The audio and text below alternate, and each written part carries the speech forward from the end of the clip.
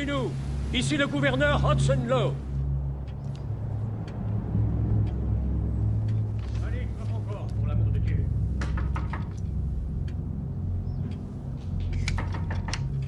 Ouvrez!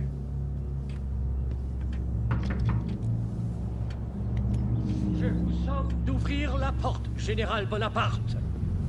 Il n'ouvrira pas si vous l'appelez général, monsieur. Il exige que nous lui donnions son titre. Quel titre?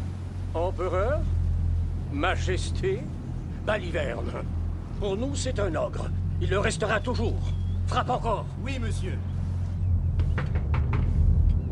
Sire, j'ouvre. Si vous ne sortez pas, je révoquerai tous vos privilèges. J'arrêterai vos provisions de vin. Sacre Dieu, Napoléon! Ouvrez tout de suite, c'est un ordre! Mais qu'est-ce que c'est que ces volets? Vous n'en avez absolument pas le droit. Vous devez rester sous notre surveillance. Après tout, si ça vous plaît de vous enfermer dans cette maison, comme dans une prison, libre à vous. Mais en m'ont assez de vous courir après sur cette île. D'ailleurs, je vais faire établir autour de Longwood un périmètre de sécurité qu'il vous sera interdit de franchir.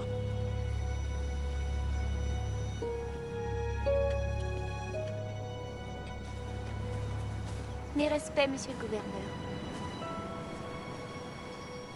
Vous n'avez pas à traîner ici, Miss Balcombe.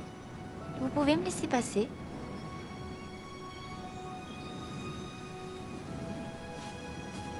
Merci. Vous perdez votre temps, mademoiselle. Sa Majesté impériale se cache. De vous, toujours. De moi, jamais.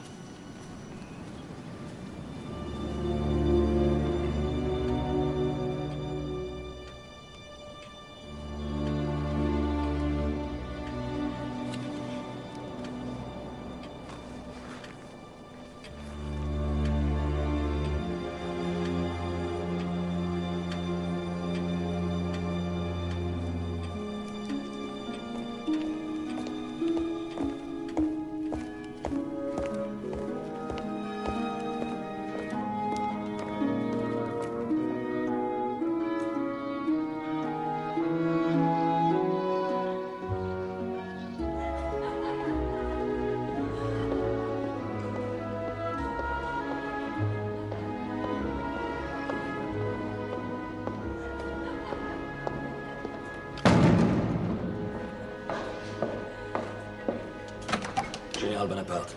Ah, revenez plus tard, Madame Talien est occupée. C'est le jour où elle tient salon. C'est comme la mode. Aujourd'hui, elle change aussi vite que les hommes politiques. À peine me suis-je ruinée pour une perruque dorée qu'on me dit que ce n'est déjà plus au goût du jour et que je vais devoir sacrifier à nouveau 25 louis pour en acheter une violette. Changer de tête, ce n'est pas la perdre. Je sais de quoi je parle.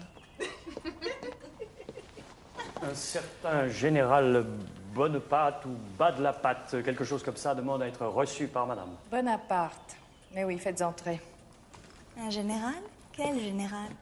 Un général sans affectation, réduit à la demi-solde. Autant dire qu'il meurt de faim. Enfin, ce n'est pas son estomac qui le préoccupe. C'est son cul.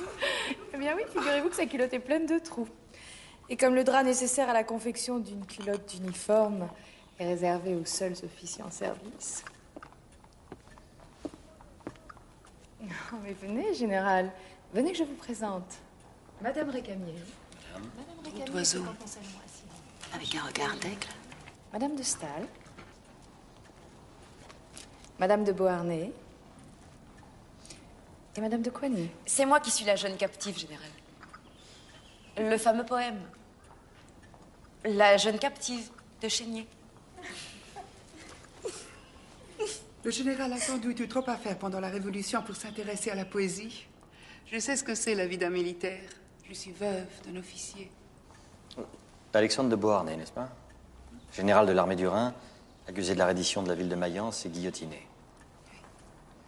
J'ai été à 2 doigts de le suivre sur l'échafaud. Mais Dieu merci, vous êtes de nouveau parmi nous.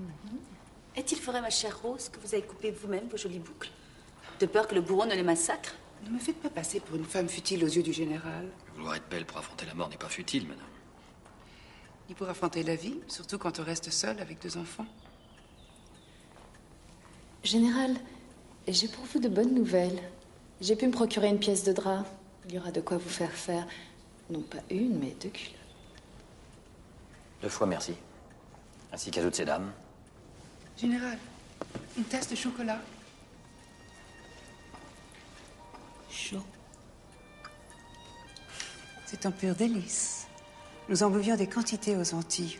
Aux Antilles? Oui, c'est là où je suis née. Mon père possédait une plantation de canne à sucre avec 200 esclaves. Un royaume dédié au sucre et au soleil. Imaginez-vous, ma baignoire était une rivière au milieu des hibiscus et des orchidées. J'adorais m'y baigner toute nue.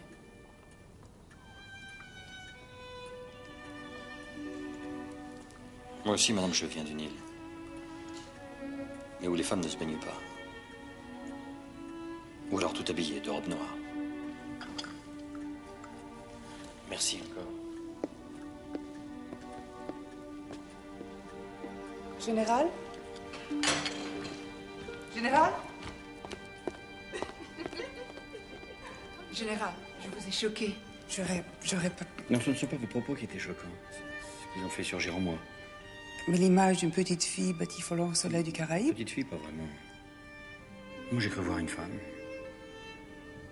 Elle était belle, elle était nue, elle était vous. Non, c'est moi qui suis choquée. Vous n'auriez pas dû prendre le risque de me raccompagner. J'ai pris un risque? De vous trouver seul avec moi? Vous n'oserez quand même pas... Non, pas ici, pas maintenant. Mais demain, quand je vous reverrai. Parce que vous comptez me revoir. Pas vous? Si? À quelle heure?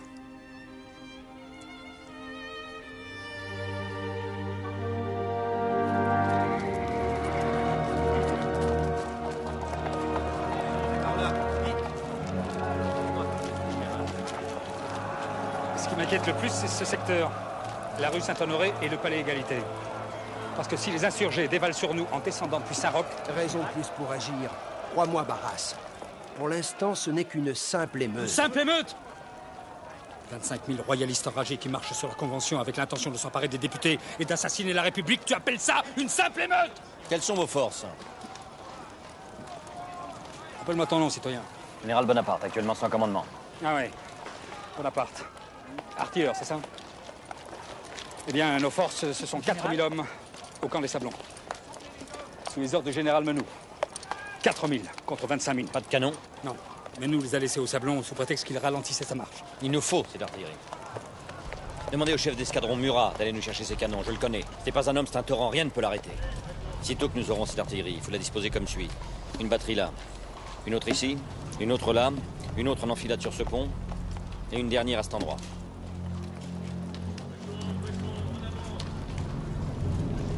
Si les canons arrivent, tu reprendras le commandement. Je te préviens, citoyen. J'ai pour principe d'aller jusqu'au bout de ce que j'entreprends, alors ne me demande pas de compte sur le sang qui va couler. Si je sors mon épée, je ne la remettrai au fourreau que lorsque l'ordre républicain sera rétabli. Quel jour sommes-nous? Il est minuit. Nous sommes donc le 13 Vendémiaire. Ta nomination comme chef d'état-major. À toi d'agir maintenant.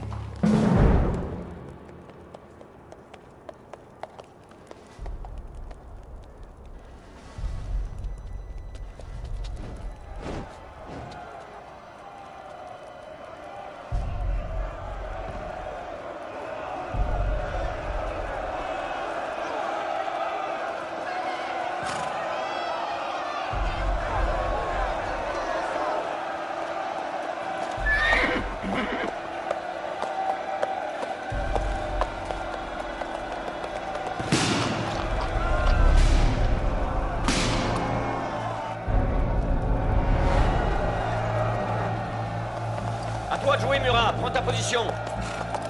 Soldats, suivez-moi. En avant.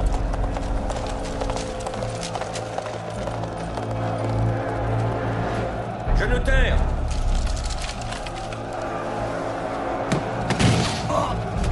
En position. Feu!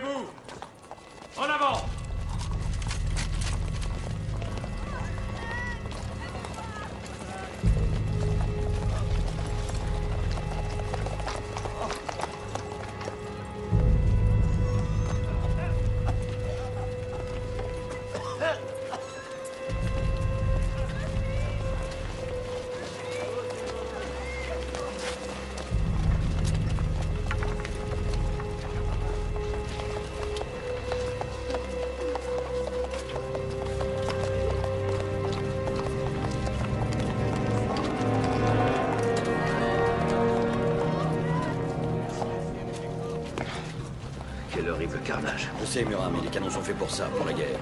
La guerre? Dans les rues de Paris, contre le peuple français? Les royalistes à coquiner aux ennemis de la nation. Il y a 40 vaisseaux anglais devant Brest. 40 000 Autrichiens aux portes de Strasbourg. Qui attendent que la République soit renversée pour déferler sur la France. Et moi, je suis un général de la République. Et je ne le permettrai pas.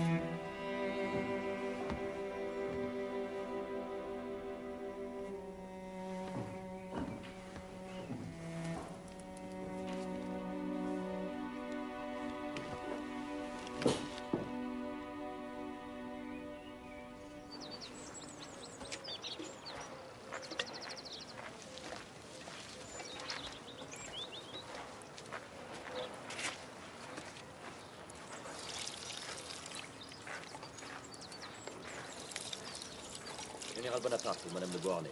Bien, mon général.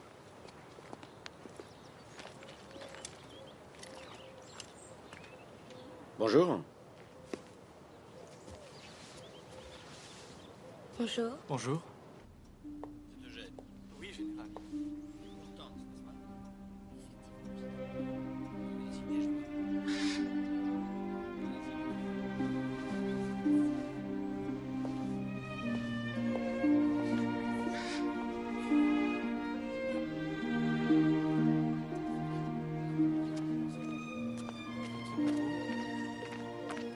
Bonjour, Général.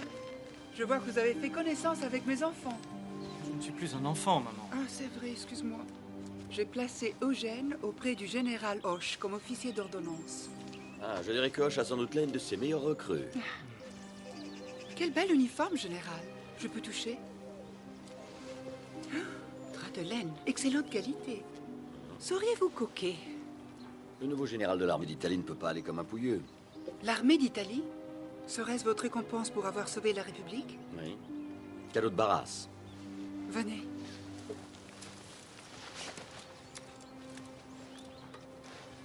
Eugène a le sens de la discipline, ça se voit tout de suite. Si je l'avais sous mes ordres, j'en ferais un grand soldat. Quant à Hortense, il est clair qu'elle a besoin d'un père et elle n'a que 14 ans. Elle fait plus âgée. Oui, mais elle a 14 ans, je me suis renseigné. Vous vous êtes renseigné sur ma fille? Non, sur vous. Sur tout ce qui vous entoure, tout ce qui vous touche, tout ce qui vous concerne. Je sais presque tout de vous, Joséphine. Mon nom est Rose. Vos amants vous appelez Rose. Votre mari a décidé de vous appeler Joséphine. Mais mon mari est mort. Mort, oui, je sais, oui. Non, je voulais parler de votre nouveau mari. Mais quel nouveau mari? Bah, voyons, il n'y a rien de si extraordinaire à ce qu'une veuve se remarie. Non, pas du tout, mais... c'est que personne ne m'a demandé ma main. Je n'ai aucun parti en vue. Si. Moi?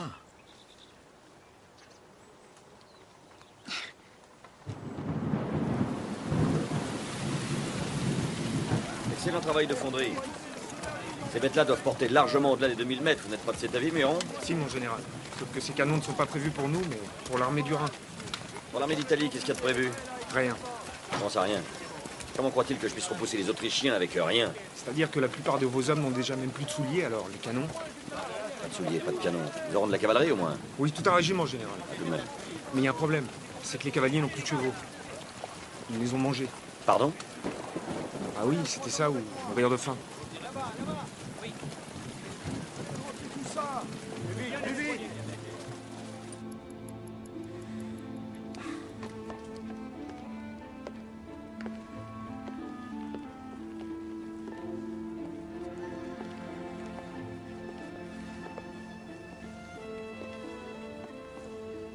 Voilà plus d'1 heure qu'il devrait être là. Mais voyons, Barras, qu'est-ce qu'il peut bien faire? Après tout, ce mariage, c'est lui qui l'a voulu. Tu ne l'aimes pas?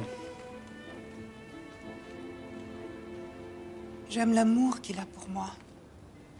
Personne, pas même toi, ne m'a jamais aimé comme ça. Tu sais ce que c'est la passion? Bien sûr. C'est... Ne cherche pas. C'est lui. Me dolce amore. Pardon d'être en retard, mais j'ai tellement à faire. C'est vrai qu'il me reste que quelques jours avant de rejoindre mon armée.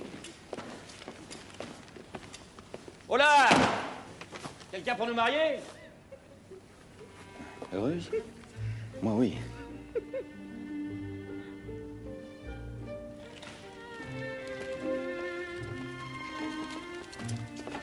Attendez, j'ai quelque chose à vous dire. Oui, quoi? Vous n'êtes pas marié. Comment ça, pas marié?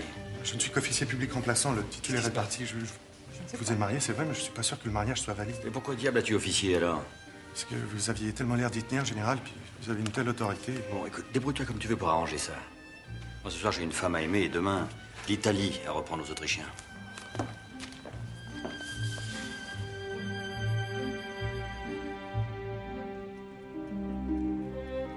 Pourquoi tu viens pas avec moi? En Italie? Oui. Tu me vois, moi, suivre une armée en campagne, massacrer mes souliers dans la boue, brûler mes robes au feu du bivouac, dormir dans la paille. Dormir. Pas faire autre chose que dormir.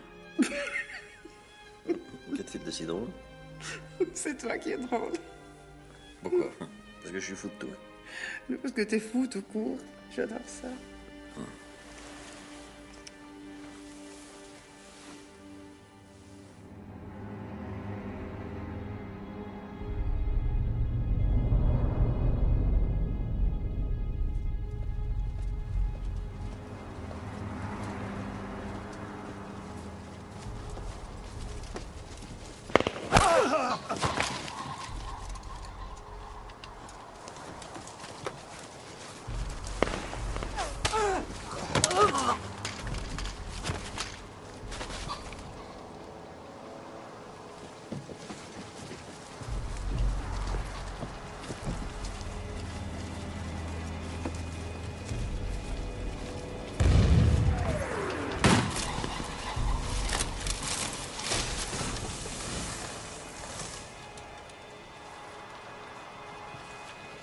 Comment l'ennemi fait-il pour nous voir?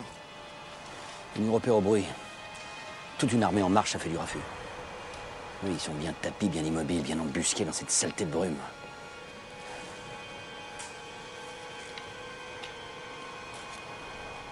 Restez derrière!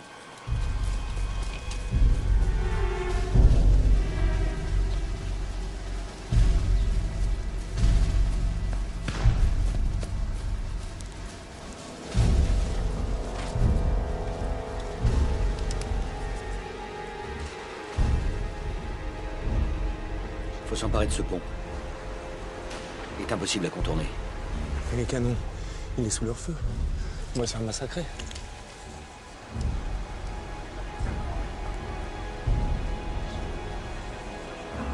Sauf si on passe au pas de charge. Non seulement on sera moins longtemps dans leur ligne de mire, mais ça peut les impressionner et les faire douter. Excusez-moi, mon général, mais là, c'est moi qui doute. Pas moi.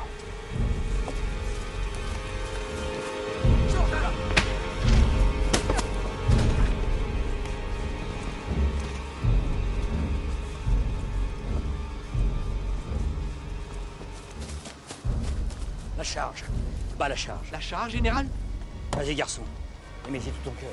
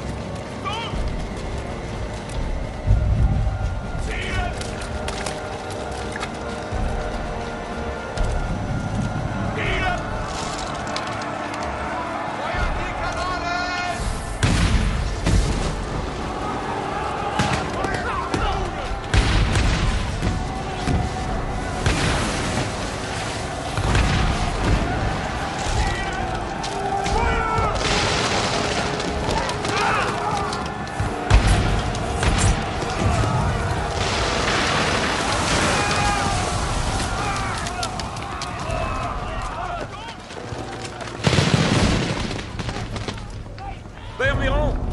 Oui, général. Alors tu es un brave.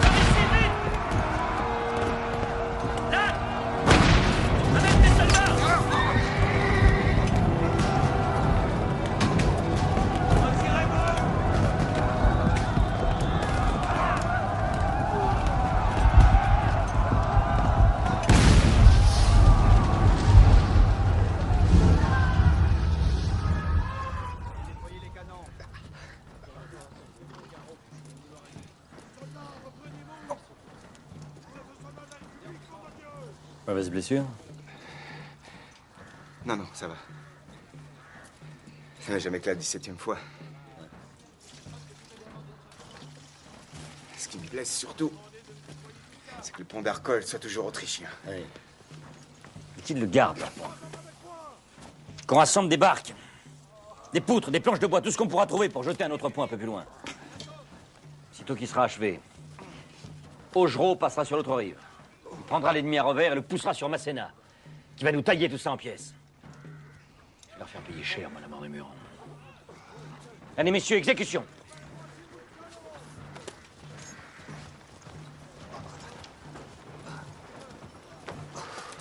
Épuisé.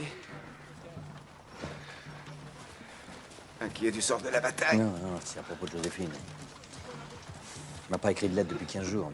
Non, mais j'aurai sûrement une lettre demain ou après-demain. Mille pardons, général. Désolé. Elle est arrivée ce matin. Tu l'as ouvert? Mais non. C'est seulement qu'elle a fait toute la bataille. Je ne t'écris pas aussi souvent que je le désirerais, mon cher Bonaparte. Parce que j'ai bien peu de moments que je le désirerais, mon cher Bonaparte. J'ai rencontré, lors d'un souper chez Barras, ne t'écris pas aussi souvent que je le désirerais, mon cher Bonaparte. Parce que j'ai bien peu de moments à ma disposition. Souvent que je le désirerais, mon cher Bonaparte. Moi, oui, parce que j'ai bien peu de moments. Cela me ferait tant plaisir de meubler notre maison. La dernière et le plus belle de la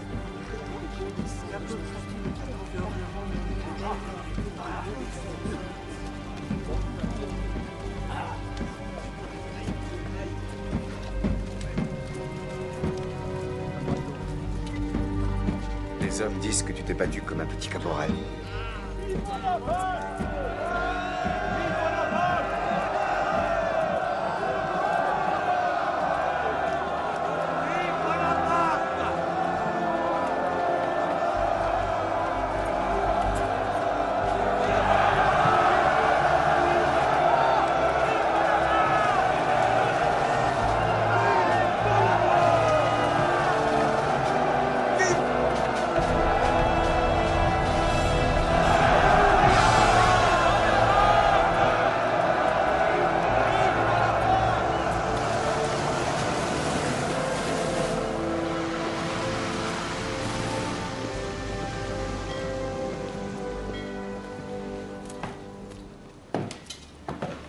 Posez ça là.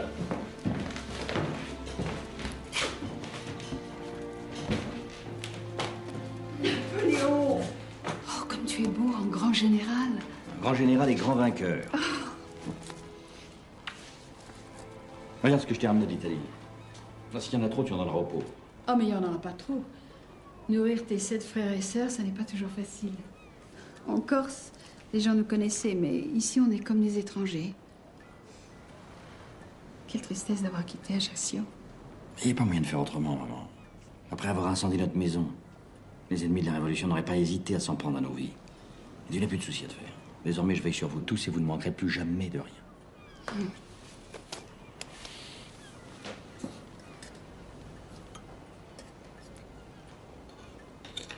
Tu dois te préparer à quitter Marseille. Je veux enfin te présenter ma femme. Quand tu la connaîtras... Je n'ai pas à la rencontrer pour savoir qui elle est. Tu n'as pas fait un bon mariage, Napoléon. Tu méritais mieux. Tu aurais au moins pu lui écrire pour la féliciter. Moi? Je ne saurais pas le faire. Je t'ai préparé une lettre pour Joséphine. Il suffira de la recopier et de la signer. Tu le feras, n'est-ce pas? Je tâcherai de le faire. Mais je ne veux pas cette femme entre nous. Tu n'aurais même pas dû m'en parler.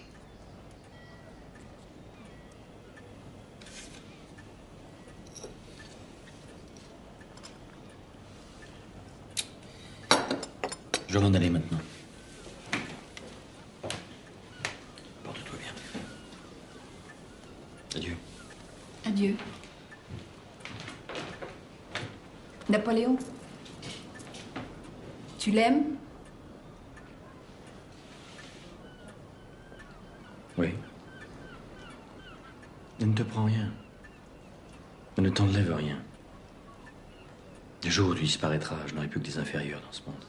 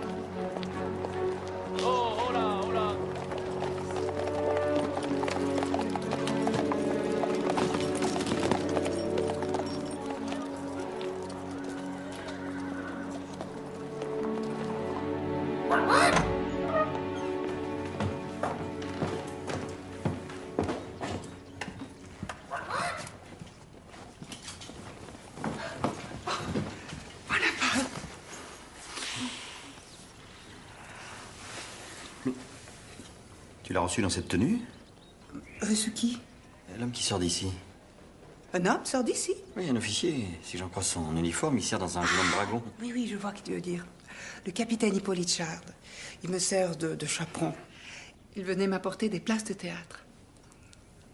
Ah, parce que tu vas au spectacle? Eh ben oui, où est le mal? Tu es parti si longtemps, tu veux pas que je reste cloîtrée ici, non? Et tu l'as reçu dans ce déshabillé indécent, à moitié nu. Mais voyons, Bonaparte. Mais le pauvre garçon n'a fait qu'entrer sortir. Ils sont où ces fameux billets? Je ne sais pas. Peut-être il les a remis à Constant, mon valet. Demande-lui. Tu es jaloux? Pourquoi ne m'as-tu presque pas écrit? Sinon, ces pauvres lettres froides qu'on s'envoie par politesse après 15 ans de mariage. Moi, je ne sais pas caresser avec les mots. Moi, il faut que je touche. Peau contre peau. Tu m'as tellement manqué. Tu es parti si longtemps. Non, je suis contente que tu sois là. Je pensais à cet instant tous les jours. J'ai bien compris de tes lettres. Elles étaient brûlantes. J'ai même craint que tu allais te précipiter sur la première Italienne venue.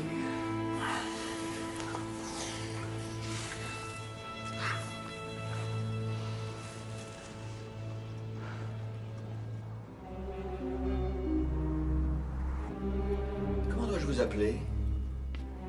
Monseigneur, parce que vous avez été évêque d'Autun? Excellence, parce que Danton vous avez fait son ambassadeur en Angleterre? Ou Monsieur le ministre, puisque vous dirigez les relations extérieures de la France? La plupart des gens m'appellent Talleyrand. Juste Talleyrand. C'est simplement comme on dit Dieu. Oui, ou Satan. On a souvent tendance à me diaboliser. Je suppose que ce n'est pas pour vous effaroucher, car d'après ce qu'on dit, vous n'avez peur de rien. Si, de la stupidité. Alors vous devez trembler de peur chaque jour de votre vie. J'ai entendu dire que vous aviez un projet de nouvelle constitution. Je m'attendais de votre part à quelque chose de plus révolutionnaire, à vrai dire. J'aime l'ordre, je suis républicain, pas révolutionnaire. Certes, il y a là une nuance. Ah, c'est plus qu'une nuance, c'est une conviction. Les révolutions basculent toujours dans l'anarchie, dans le saccage, dans la sauvagerie. Rappelez-vous les Tuileries, quand les femmes mutilaient les cadavres des gardes suisses. Alors qu'au contraire, la République, c'est l'harmonie entre les hommes. Je vois que vous avez le goût de l'ordre. Mais quand vous suggérez un gouvernement concentré, est-ce que par hasard, ça sous-entendrait pour vous concentré entre les mains d'un seul individu? C'est reposant un homme qui fait les questions et les réponses. Oui, mais c'est tout de même assez rare de trouver un être humain qui, ayant autant de pouvoir, ne se transforme pas en dictateur. Qu'en pensez-vous? Êtes-vous intéressé par le pouvoir politique? Moi? Non, la gloire que j'ai acquise en Italie suffit à me combler. Oui, mais il n'y a pas que la gloire en jeu. Je pense à l'aspect financier aussi.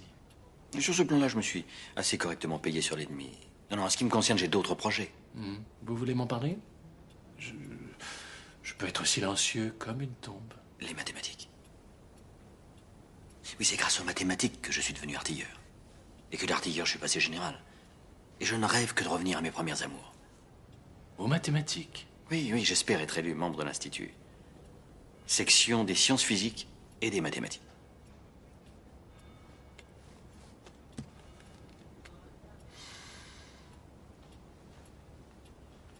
Et c'est tout? Pour le moment.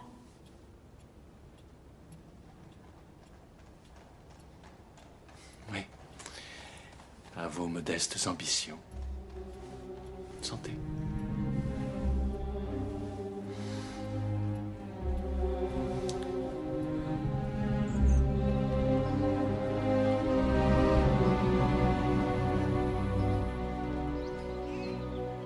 Ça s'appelle? La malmaison, général, la mauvaise maison. En souvenir des barbares normands qui débarquèrent ici autrefois et y commirent d'horribles méfaits. Et je vais ouvrir la maison.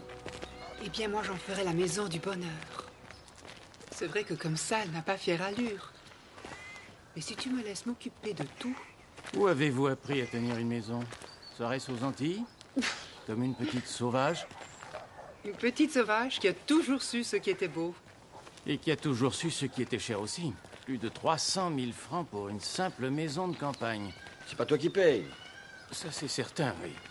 Mais c'est autant de moins pour ta famille. Oh, je t'en prie, Joseph. Tu peux pas m'accuser de négliger ma famille. J'ai toujours fait passer votre bien-être à vous tous avant le mien. Et puis, mon cher beau-frère, la famille Bonaparte, c'est aussi moi. Je préfère vous attendre dehors. Ça pue sûrement le renfermer, là-dedans. Je vous attends dehors.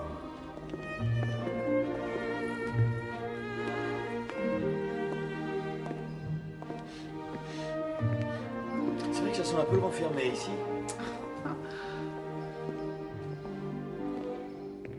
Bientôt, ça sentira bon. La joie, la vie, l'amour.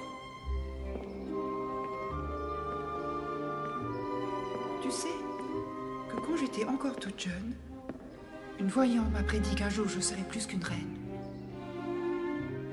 Aujourd'hui, je sens qu'elle a vu juste.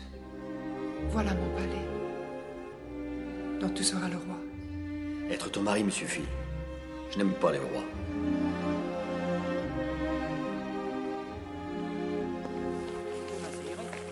Je pense qu'on ferait une folie de l'acheter. Je pense que 300 000 francs, c'est une somme énorme pour un général qui n'a que sa solde. Tu veux beaucoup plus, car si tu voulais... Je sais, oui, ça c'est aussi la vie de Talleyrand. Elle fait que les Français sont excédés d'être gouvernés par des hommes pourris et corrompus. Et pas au point de se soulever. Peut-être que ton intérêt pour le moment, c'est de te tenir à l'écart. L'idéal étant même d'aller chercher au loin de nouveaux triomphes militaires. Si tu dis ça, c'est que tu as déjà ta petite idée. Une petite idée, oui. Une idée grandiose, Joséphine. L'Égypte. L'Égypte? Pourquoi l'Égypte? Parce que tenir l'Égypte, c'est couper la route des uns aux Anglais. C'est leur rappeler que nous ne les laisserons jamais se prendre pour les maîtres du monde. De plus, notre consul au Caire nous dit que l'Égypte est un pays de richesse prodigieuse. À mon retour, j'aurai largement de quoi te payer la malmaison. Voilà pourquoi tu rentreras dans l'histoire. Bonaparte, premier général, à avoir fait une guerre pour offrir une maison à sa femme. Merci.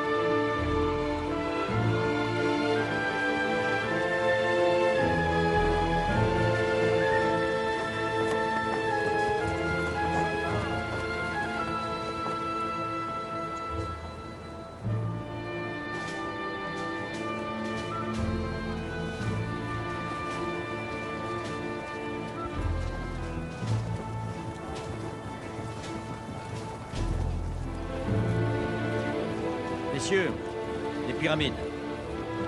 40 siècles d'histoire nous contemplent.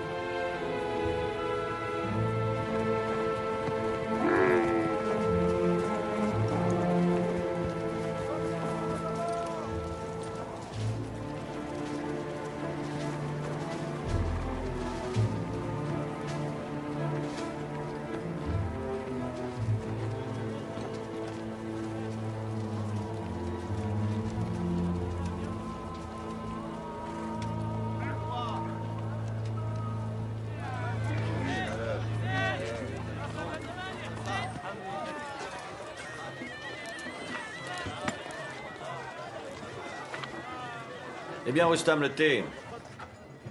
Admirez le travail de mes cartographes, Saint-Hilaire. Voici l'Égypte telle qu'elle était au temps des pharaons. Tout y est, même le canal. Le canal, général? Ah, vous ne saviez pas? Les pharaons avaient construit un canal reliant le Nil à la mer Rouge. Non. Commencé sur le roi Néchao et achevé sur les Ptolémées, c'est un ouvrage prodigieux qui a résisté pendant près de 1000 ans au temps, jusqu'à ce qu'il disparaisse englouti par les sables.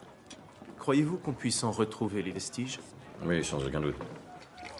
Si l'on entreprenait des fouilles dans cette zone-ci, nous mettrions certainement à jour des merveilles qui révéleraient au monde la splendeur extraordinaire de la civilisation égyptienne.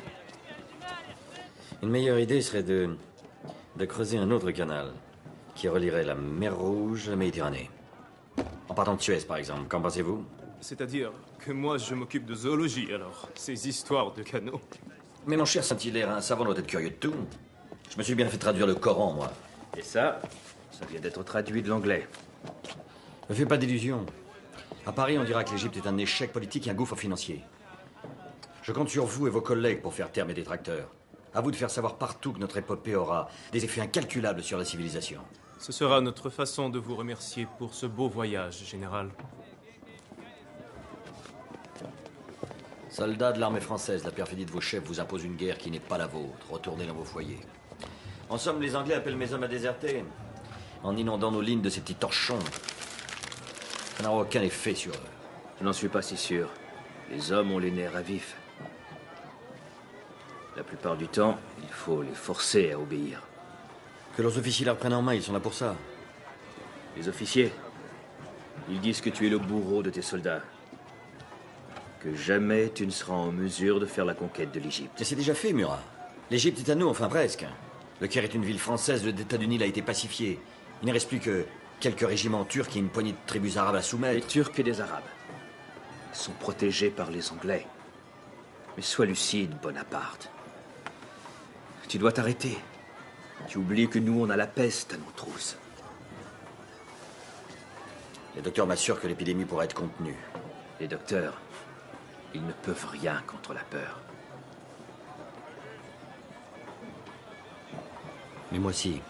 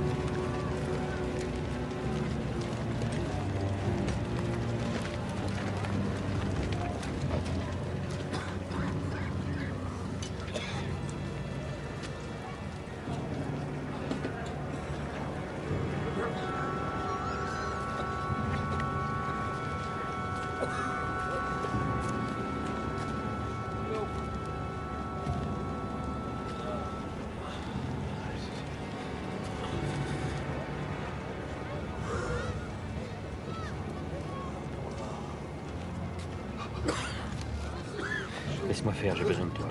Mais général, je ne peux plus rien pour vous. Je meurs. Justement.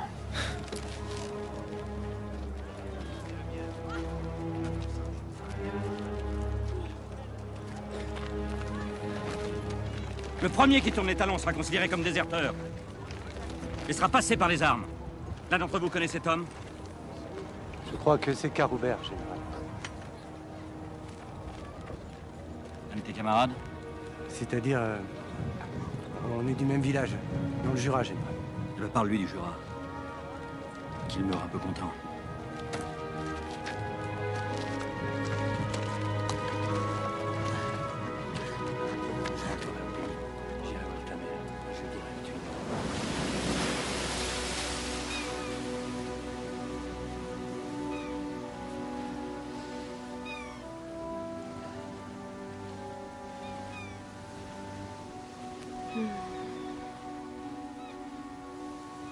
Viens, maman, il faut rentrer, l'air devient frais.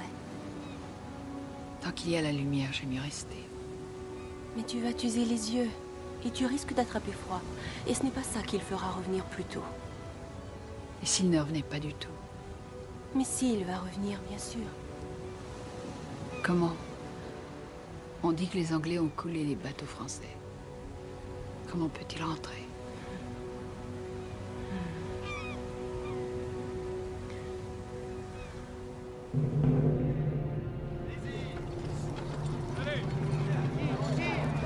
Dans l'avant.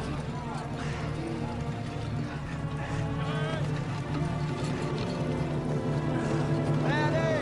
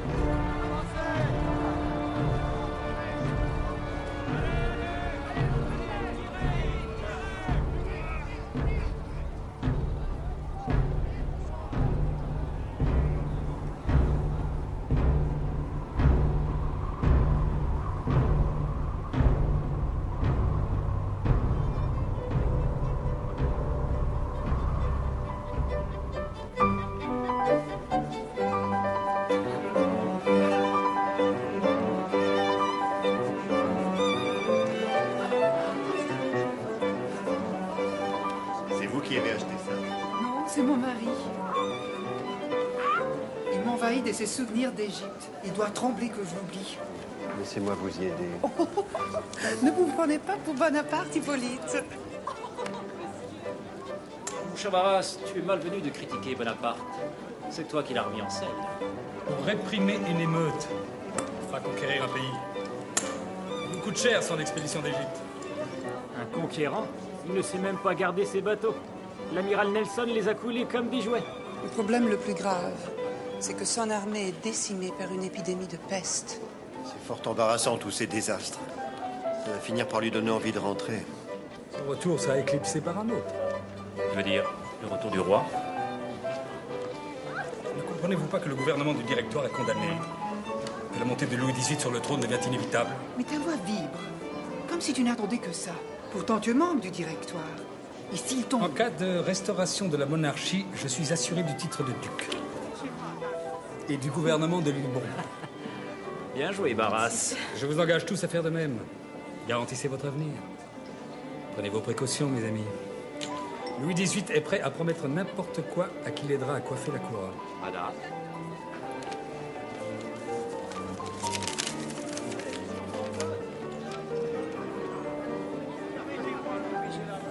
Mauvaise nouvelle?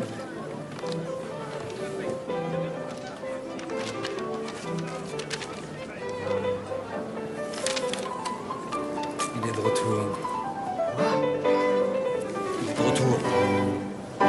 Qui? Bonaparte! Bonaparte est en France.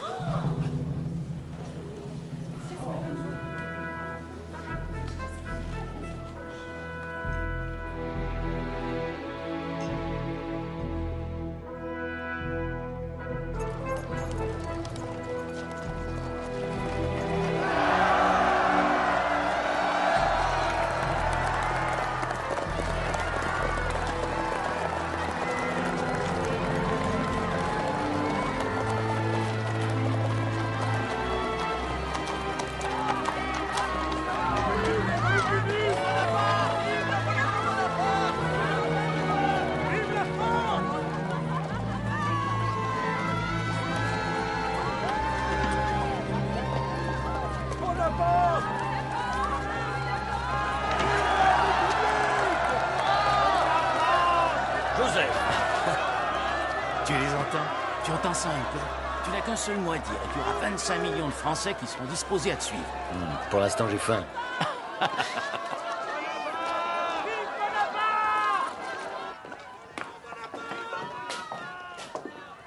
Ce qu'il y a de meilleur ici à Lyon, ce sont les tripes. C'est leur spécialité. 2, je vous prie. Oui, monsieur.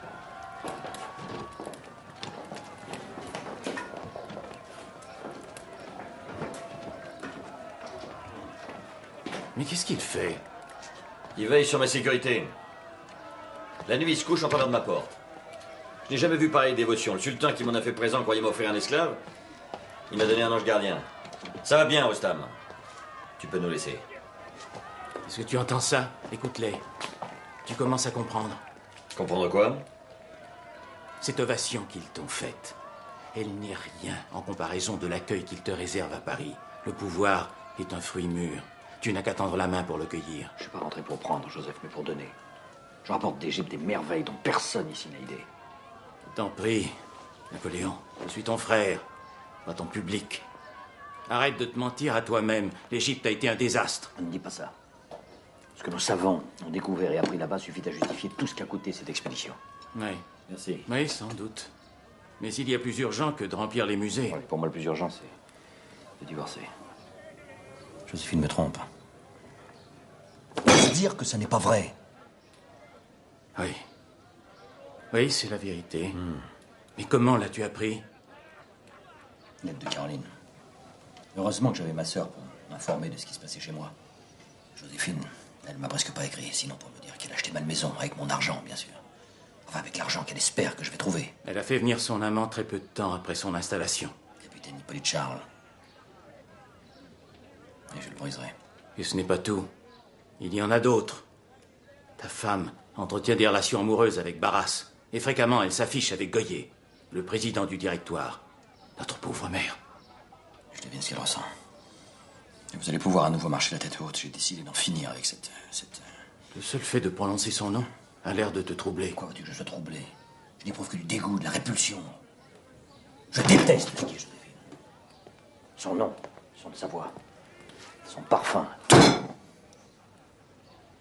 Je ne sais pas si tu sais ce qui t'attend, mon cher frère. Mais elle est de trop dans tout ça. Occupe-toi de la France. Et je me chargerai de ton divorce.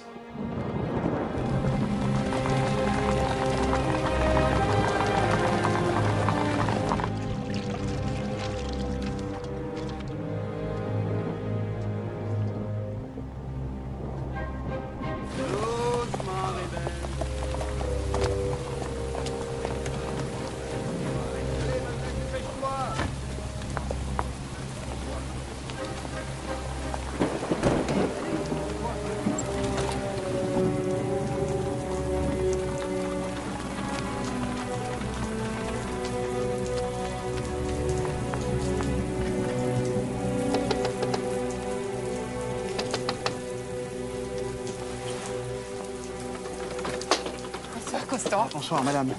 Madame ne veut pas entrer. Ordre du général. Ce sont vos malles, madame. J'ai tout bien emballé. J'espère que je n'ai rien oublié. Tu ne peux pas me laisser dehors, Constant? Il pleut. Oui. Mes enfants. Où sont mes enfants? Mademoiselle Hortense est dans sa chambre, madame. Monsieur Eugène aussi. Le général leur a permis de rester. Le général n'a rien à leur permettre, ni rien à leur interdire. Il n'a aucun droit sur eux. Quel homme mesquin. Se servir des enfants pour punir la mère. Et me punir de quoi? De n'avoir pas été là pour l'accueillir quand elle est arrivée? À la vérité, madame, le général avait l'air plutôt satisfait que vous ne soyez pas là. Ajoutant que votre absence lui évitait le désagrément d'avoir à vous flanquer à la porte. Oh non, madame. Madame, ne pleurez pas. Ce n'est que de la pluie, Constant. Je suis trop révoltée pour pleurer. Même quand j'ai été traduite devant le tribunal révolutionnaire. Et Dieu sait si ces gens-là étaient sans pitié. On m'a permis de m'expliquer. Mais lui, mon propre mari, me condamne sans m'entendre. Tu trouves ça juste, toi, Constant? Eh bien, non, non. Alors laisse-moi entrer. Il est clair que le général Bonaparte n'a quitté l'Égypte si précipitamment et si secrètement que pour échapper à une sédition générale de son armée. Constant, va voir. Vous l'aurez bon pour me discréditer, même les mensonges. C'était femme pour général. Elle voulait entrer, j'ai dit non. Bon, ma chemise, vite. Bonaparte. Bonaparte, c'est moi. Ouvre la porte. Bonaparte. Bonaparte, je sais que tu es là. Sois raisonnable, ouvre la porte, je veux te parler. Qu'est-ce qu'on t'a raconté sur moi? Tu sais que ce sont des mensonges, des calomnies. Tu sais comment sont les gens quand ils veulent salir quelqu'un. C'est toi qui as tout sali, Joséphine. Maintenant, je ne veux plus jamais te voir. Non. Non, mais qu'est-ce que je t'ai fait? Qu'est-ce que tu me reproches? Je sais que je peux tout expliquer. Je te dis quoi? Tes roucoulades avec le capitaine Charles? Ta conduite est écœurante. Hein. C'est fini, toi et moi, à jamais. Non. Non, je t'en prie. Laisse-moi entrer. Je t'en prie, tu sais que je t'aime. Laisse-moi entrer, je t'en supplie. Oh, Bonaparte. Si tu veux que je parte, je pars.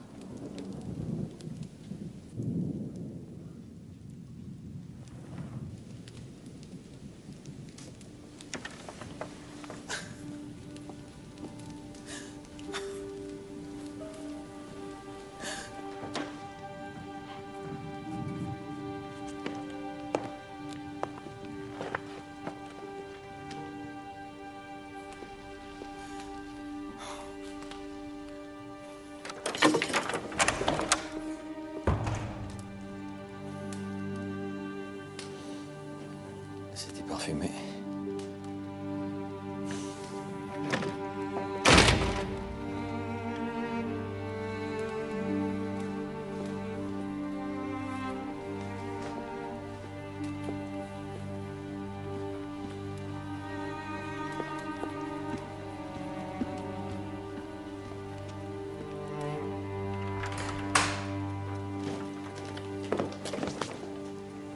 quoi m'accuses-tu?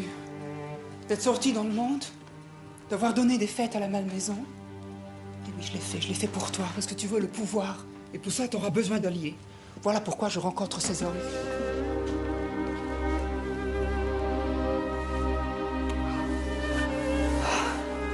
Je crois en toi, Napoléon.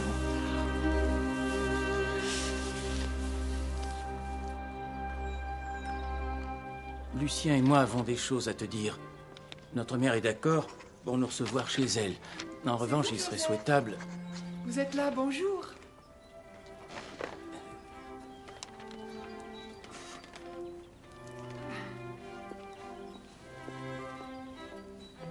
Mais ton divorce... Je me suis arrangé. Viens, parlons politique, veux-tu?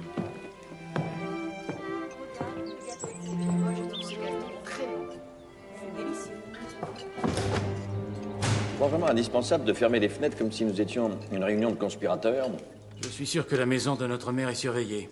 Un gouvernement aux abois est capable de tout. Mon Dieu, Joseph, c'est simplement un repas de famille. Tu es chez toi, maman. Tu peux rester si tu veux. Mais j'aimerais autant que mes sœurs ne soient pas mêlées à tout ça. Au cas où ça tournerait mal, elles pourront jurer n'être au courant de rien. Ouais. Allez, les filles. Laissons-les parler.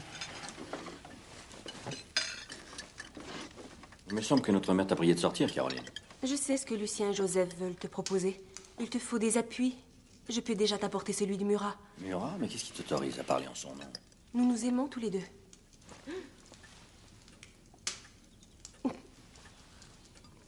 Murat a plus de 30 ans. Il y en a à peine 20. Je doute que notre mère approuve. Tu donneras tes objections quand Murat viendra faire sa demande en mariage. En attendant, je te conjure d'accepter son aide. Caroline a raison. Nous ne pouvons négliger aucun appui. Allez.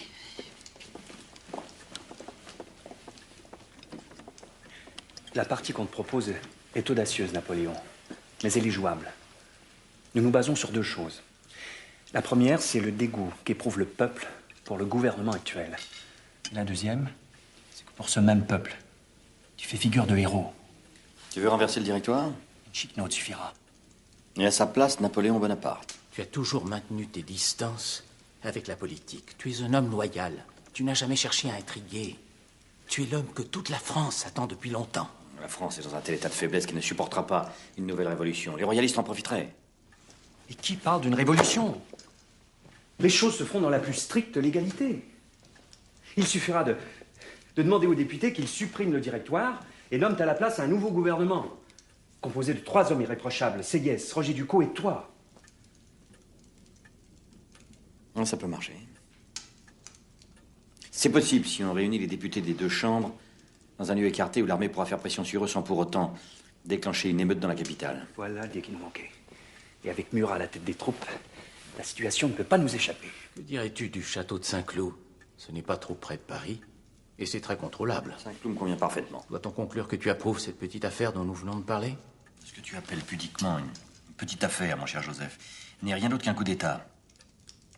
S'il échoue, au mieux, nous nous retrouverons en prison. Au pire, sur l'échafaud. Tu es toujours sûr que Murat voudra nous suivre?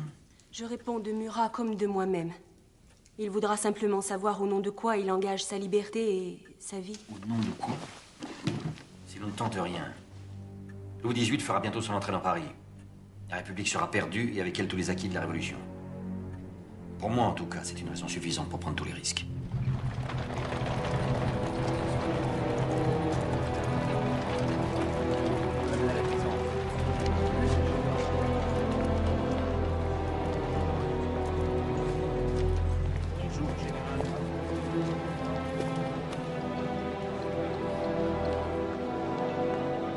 Vous avez beaucoup de pouvoir, monsieur Fouché. Vous pouvez m'aider. Il faut que vous contrôliez les portes de Paris le 18 Brumaire. Aucun envoyé du gouvernement ne doit pouvoir ni entrer ni sortir de la ville. Je veux aussi que votre censure surveille tout ce qui sera annoncé par la presse. Les gazettes ne seront autorisées à publier que ce qui sera décidé par mes amis et moi-même. En somme, vous me demandez de favoriser un complot. Je n'appelle pas complot le fait de débarrasser le pays d'un gouvernement de pourri et de corrompu. Même si je n'approuve pas toujours sa politique, je fais partie de ce gouvernement. Là, vous ferez partie du prochain. Si je réussis, j'aurai besoin de vous. Vous serez mon ministre de la police. C'est très généreux de votre part, mais je suis déjà ministre de la police. Alors, si vous n'avez pas d'autres arguments... Si, j'en ai un. Pendant la Terreur, vous avez massacré des centaines de royalistes. J'ai même entendu dire que vous les avez mitraillés à bout portant en les forçant à creuser leur propre tombe. Je suis sûr qu'ils n'auront pas oublié. Qui est avec vous? Tous. Généraux comme Murat et Lefebvre. Des politiciens comme Sieyès, Roger Ducos, Talleyrand. Talleyrand, vous avez mis Talleyrand dans la confidence, c'est terriblement imprudent. Il a toujours trahi tout le monde, Talleyrand. Il ne se trahira pas lui-même. C'est parfaitement là où réside son intérêt. Il attend beaucoup de moi et il a raison. S'il ne me manque pas, je ne lui manquerai pas. Et cette proposition vaut pour vous. Bien, c'est entendu. Je vais y réfléchir. Non, tout de suite, Fouché. Avec moi ou contre moi? D'accord, avec vous. Mais si votre plan échoue... Au lieu d'être exécuté au nom du roi pour crime de barbarie, vous serez exécuté par le directoire pour conspiration. Votre seule chance d'y échapper, c'est moi.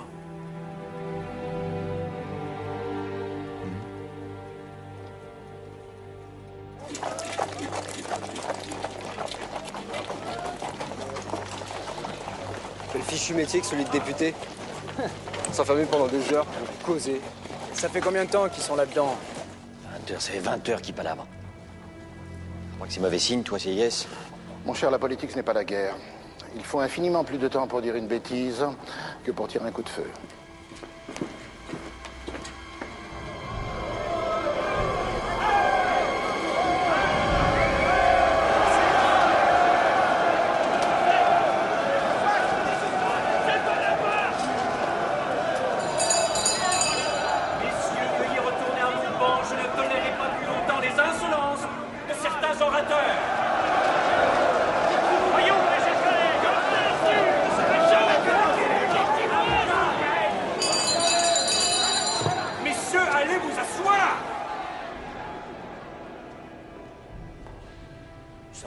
Là, sans rien pouvoir voir ni entendre. Sang-froid, général. Du sang-froid. Pendant que se joue le sort de la France. Et le mien? Le nôtre. Roger Ducos et moi avons autant à perdre que toi. Et si tu es victorieux, tu gagneras plus que nous. Non, pas du tout. Une fois élus, nous assurerons le pouvoir tous les trois. C'est entendu comme ça, je n'ai qu'une parole. Tu n'as qu'une seule parole? Oui. Oui, Murat. Quoi? Mais parle donc, bon sang, au lieu de jouer, c'est ma force, ça y est? Non. Ils ont voté? Talleyrand vient juste d'arriver. Il voudrait te voir.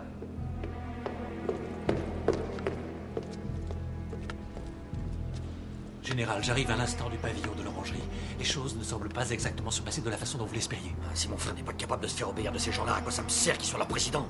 Leur président, pas leur général. Les députés, ça ne se manœuvre pas avec autant de facilité qu'un régiment. C'est ce que nous allons voir. Soldats, avec moi!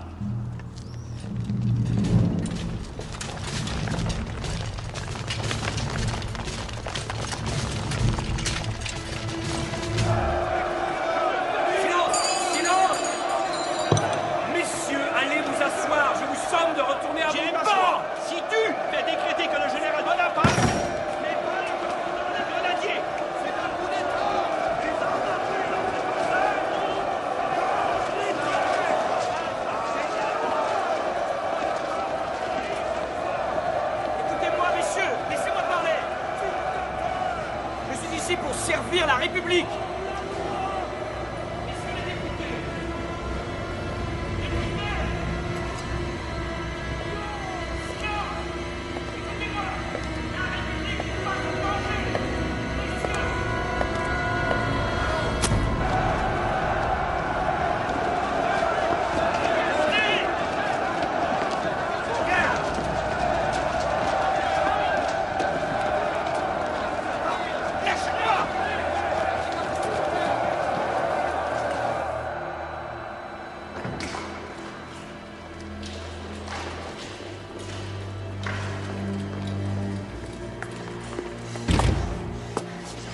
Ils ont essayé de me poignarder.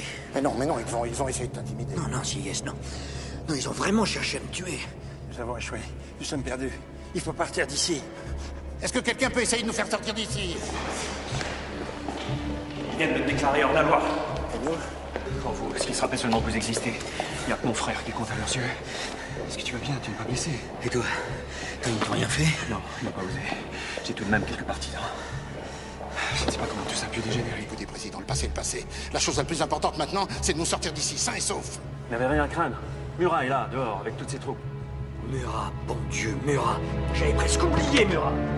Bonaparte, qu'est-ce que tu vas faire? J'y retourne parce que j'ai une armée dehors, et moi avec une armée. Il n'en a pas le droit, voyons. Ils l'ont mis hors la loi. Eh bien, il va les mettre hors la salle.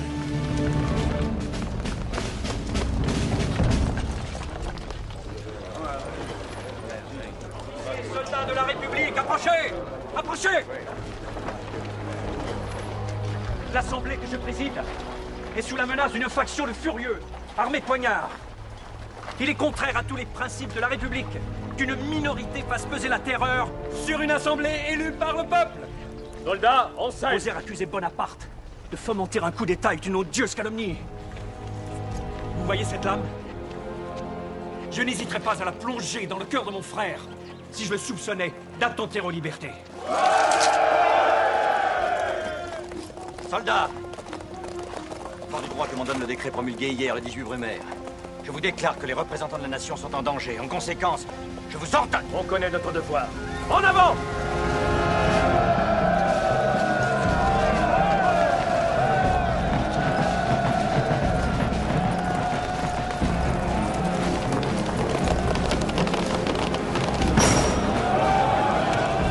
Citoyens représentants, je vous informe que votre sécurité n'est plus garantie à l'intérieur de cette enceinte.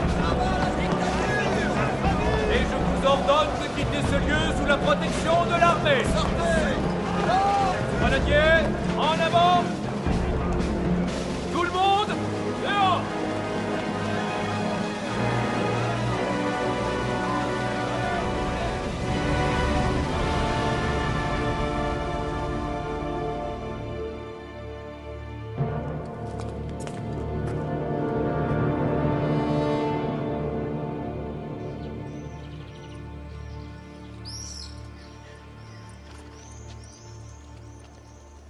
Crois-tu que ton frère pourra réunir suffisamment de députés pour faire procéder à un vote? Oui, il a encore suffisamment de partisans. Quel que soit le résultat, il sera parfaitement légal.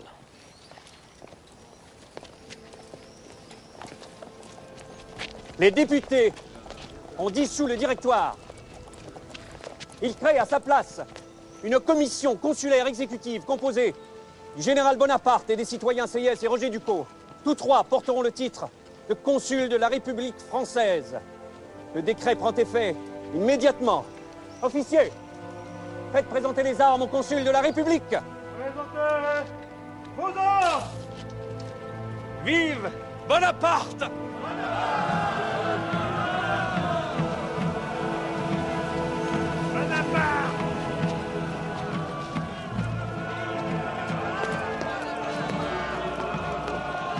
Quelle heure est-il? À peu près 4 heures.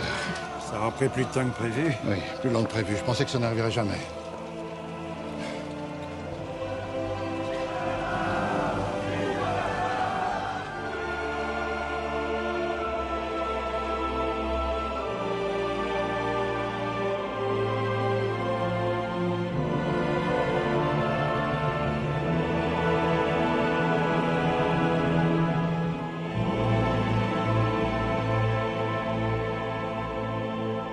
Magnifique.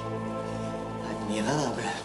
Éblouissant, incomparable. Solide et résistant, j'espère. C'est un costume qui vous fera toute votre vie. Oui, mais j'ai été nommé premier consul pour 10 ans seulement. Quel malheur qu'il n'y ait pas un miroir plus grand afin que vous puissiez voir combien il vous va bien. Le voici, mon miroir. Bien, comment me trouves-tu? Tu Je dois être rudement bien mis pour que mon joli miroir se trouble à ce point. Qui, tu sais, toujours là? Qui, je sais, t'attend dans la pièce à côté, en se chauffant au coin du feu. Il a dû être un chat dans une autre vie. Un chat? J'aurais plutôt un scorpion. Chut, Bonaparte. Il t'a appuyé sans hésiter. Tu veux dire qu'il s'appuie sur moi? Normal pour un boiteux.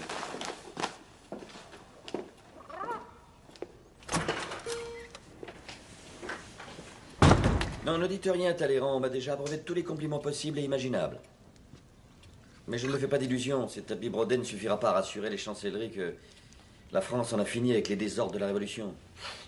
C'est un fait que les cours européennes ont moins peur de la force de nos armes que celle de nos idées. Il convient donc de les rassurer en leur montrant que nous sommes redevenus des gens fréquentables. J'ai pensé qu'un aristocrate, un vrai, sachant manier l'insolence avec l'élégance d'un prince, pourrait redorer notre blason. Alors vous étiez le ministre des Relations extérieures du Directoire. Le premier consul vous reconduit dans vos fonctions. Je suppose que je devrais me sentir flatté quand vous faites allusion à mon élégance de prince, mais j'eusse nettement préféré que vous eussiez fait allusion à mes talents de négociateur. Négocier quoi? L'Autriche a repris et occupé l'Italie pendant que j'étais en Égypte. Il n'y a rien de négociable là-dedans. Bien, ou nous acceptons la perte de l'Italie, ou nous faisons la guerre à l'Autriche, c'est ce que vous voulez dire? Je suis persuadé qu'on peut éviter le pire. Le pire n'est pas la guerre, Talleyrand. Le pire serait de laisser traiter la France comme l'idiote du village européen, celle qui prend des gifles et qui dit merci. Qu'est-ce que vous connaissez à la guerre? Vous n'avez jamais été à la guerre. Hélas, un soldat qui est dans la capacité d'attaquer ou dans la capacité de battre en retraite devient très vite un handicap. Autrement, j'aurais peut-être fait comme vous une carrière militaire. Vous? Général Talleyrand? Ça vous a pas suffi d'être évêque? Serait-ce ma gloire que vous enviez? Mais vous la partagerez si vous m'êtes loyal. Monsieur, je ne veux servir que vous seul. Vous dites ça en inclinant la tête de sorte qu'on ne voit pas si votre regard épouse vos paroles. La parole a été donnée à l'homme afin de déguiser ce qu'il ressent. Et le regard afin de déguiser ce qu'il dit. Ne vous fiez à rien. Et surtout à personne.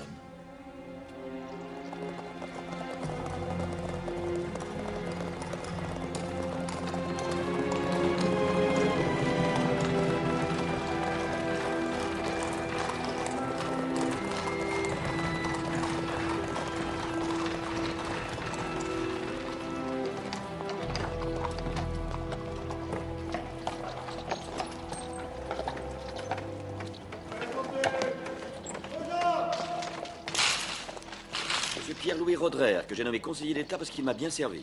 Et qu'il continuera. Monsieur le conseiller, je suis charmée.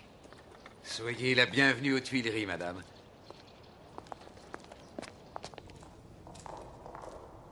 J'espère que vous vous plairez ici. Est-ce que tu viens?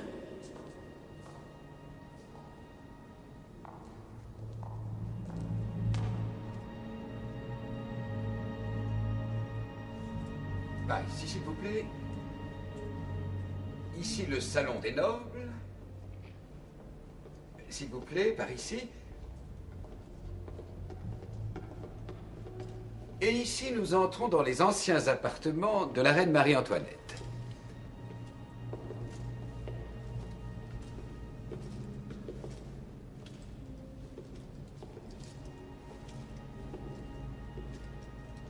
Ah, on ne peut pas dire que ce soit vraiment très gai.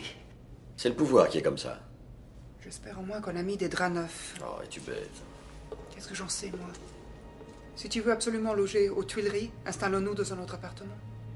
Celui-là sent le malheur. Superstition. Quand ça sera meublé et tapissé selon tes goûts, tu t'y plairas beaucoup. Et puis quand l'atmosphère des Tuileries te paraîtra trop pesante, nous irons nous réfugier à la Malmaison. Je te prends mot. Allons-y tout de suite à la Malmaison. Non, non, alors ne fais pas l'enfant. Demain peut-être. Demain peut-être. Quand nous nous sommes mariés, je pouvais te demander n'importe quoi. Tu répondais oui tout de suite. Maintenant, c'est toujours demain peut-être. Tu m'aimes moins, Bonaparte.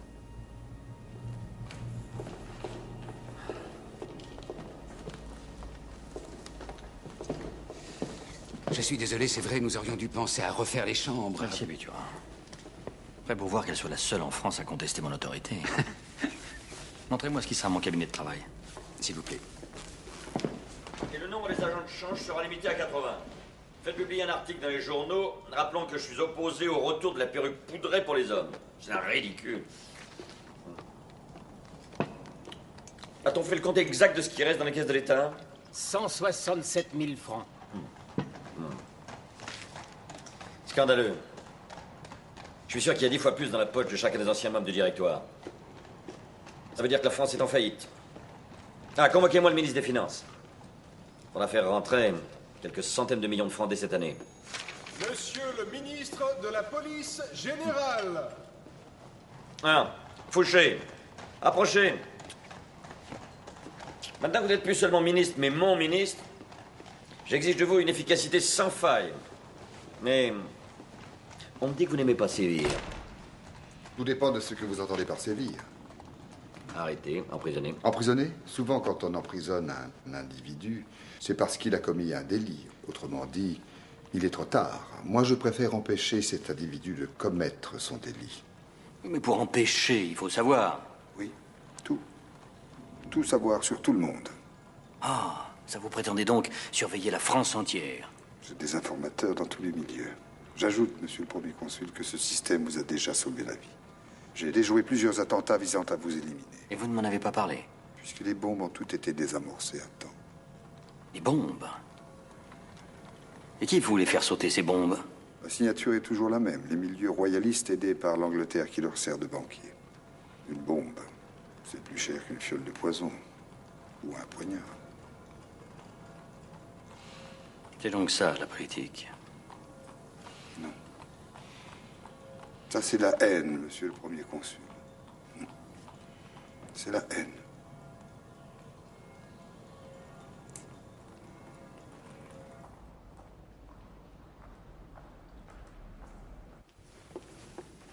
Comment vous n'êtes pas habillé? Mais enfin, les voitures sont déjà attelées et rangées dans la cour. Avez-vous oublié que nous allions à l'opéra? Non, mais Bonaparte travaille et quand il s'enferme dans son bureau, Dieu sait quand il en sortira. Non, mais vas-y, toi, vas-y à l'opéra. Pars avec Murat et Caroline, ils te serviront de chaperon. Merci, mais je n'ai pas besoin qu'on me chaperonne. Mais tu n'as que 17 ans, Hortense. Et une jeune fille à ton âge se laisse facilement tourner la tête. Et tu sais, les hommes... Et quand bien même la tête me tournerait. Bonaparte a d'autres projets pour toi. Il n'y a rien de fait, bien sûr, mais j'ai cru comprendre qu'il songeait à te faire épouser son frère, Louis. Louis? Moi? Alors ça, jamais. Enfin quoi, vous n'avez donc jamais regardé? Il n'a aucune allure. Il a l'air malade. Et si mélancolique. Mais mon enfant, si le premier consul le veut... Et le premier consul devrait s'occuper des affaires de l'État et non des miennes. Et d'abord qu'il s'occupe de vous. De moi? Mais même comme au premier jour. Alors espérons que ce que tout le monde attend finisse par arriver. Qu'est-ce que tu veux dire? Vous le savez très bien. On s'étonne que vous ne lui donniez pas d'enfant. Ah, bientôt peut-être. Qui sait? Peut-être je suis enceinte. Ce matin, j'ai eu comme un commencement d'étourdissement. Vous racontez pas d'histoire, vous n'êtes pas enceinte. Et il n'est pas certain que vous le soyez un jour. Mais qu'est-ce que tu racontes? Mais qu'est-ce que vous avez tous à me croire stérile? Toi et ton frère Eugène, ne vous ai-je pas mis au monde? Pardon, maman. Mais c'était il y a longtemps déjà. « 6000 Français sont tombés à Marengo, transformant ce que tout le monde pensait être une défaite en une éclatante victoire. C'est grâce à Marengo que j'ai repris et libéré une partie de l'Italie. Voilà pourquoi il faut qu'un monument commémore à jamais le souvenir de cette bataille. Un arc de triomphe, c'est ce qui s'impose. Non, messieurs, une fontaine. Mais une fontaine, c'est très banal. Ça n'a rien de grandiose, une fontaine. Paris manque d'eau, Paris est sale, Paris meurt de soif. Alors quand les Parisiens iront puiser de l'eau à cette fontaine, ils auront un sentiment de gratitude pour ceux qui sont tombés à Marengo. Percy vous en fait le dessin. Et Fortin vous réaliserez les sculptures. Je suis en conférence, ma chère. Messieurs, le premier consul vous reverra demain. Cette nuit, c'est la nuit de Noël, la nuit la plus sainte. On ne traite pas d'affaires profanes la nuit de Noël.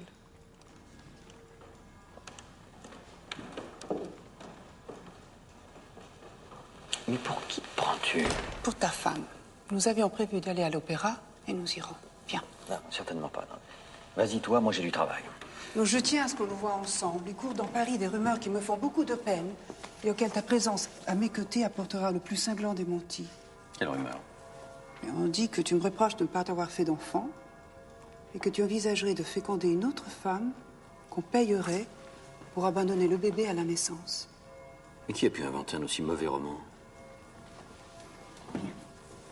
J'ai envie de musique. Non, j'ai pas envie de musique ce soir. Tu ne seras pas forcé de l'écouter. Je me pencherai à ton oreille pour te murmurer des choses très douces, très excitantes. Quel diable. Oui, mais chut, ne le dis à personne. C'est la nuit de Noël.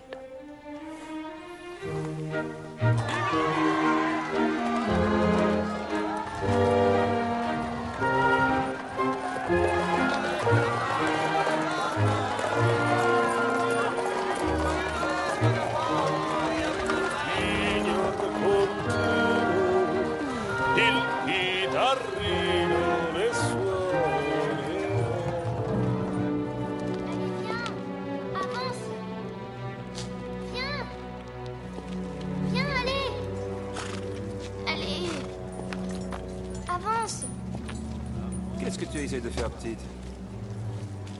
On m'a dit d'écarter ma charrette. Un cortège doit passer. Il ne passera pas. Il a pris un autre itinéraire. Belle bête.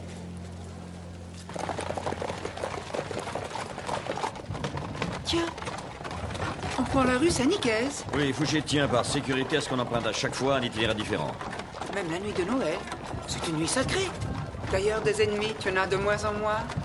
Même la presse est unanime à chanter tes louanges. Il a quand même fallu pour ça que je fasse interviewer près d'une 60aine de gazettes. Vive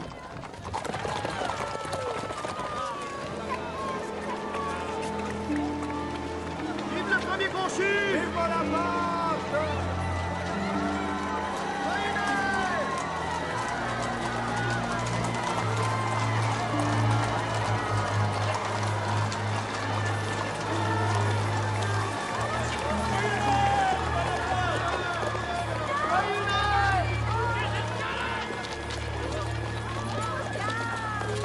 Eh bien, que se passe-t-il? On tire une charrette, citoyen premier consul.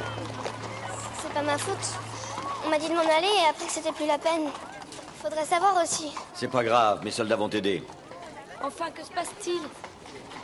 Je n'en sais rien. Hey, vous! Poussez cette charrette! Plus vite, poussez! Reculez, reculez! Plus vite!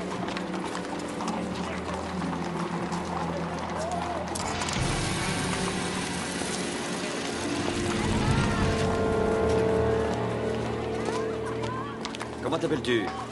Isabelle. Dans les contes de Noël, les princesses s'appellent souvent Isabelle.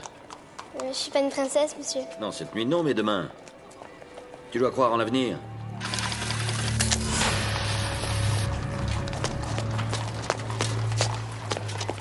Joyeux Noël, petite. Joyeux Noël, monsieur.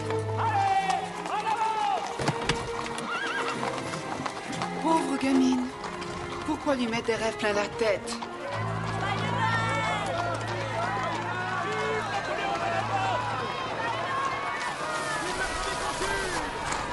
Tu sais bien qu'elle ne sera jamais qu'une pauvre mendiante. C'est toi qui le dis.